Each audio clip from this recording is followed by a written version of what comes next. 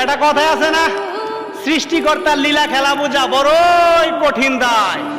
কাকে কাকের মাংস খায় না, কুকুর কুকুরকে কামড় দেয় না, এমনকি জঙ্গলায় থাকে একটা বিষাক্ত সাপ আর একটা বিষাক্ত সাপকে কখনোই সুবল দিয়ে মারে না।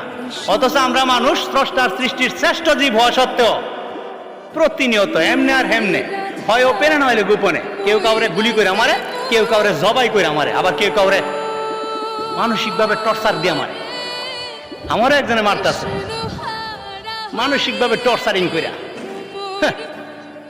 একটা সুস্থ স্বাভাবিক মানুষ মরে একবার, আর আমার মতো যারা মানসিকভাবে কষ্ট পাইতেছে প্রতিনিয়ত, এরা মরে ক্ষণে ক্ষণে দমে দমে দিনে কয়েকশো বার। আমার মনে হয় আত্মহত্যা যদি মহাপাপ না হইতো, তাহলে আমার মতো মানসিক রোগীগুলি আত্মহত্যাটারে খুব সুন্দরভাবে বরণ করত।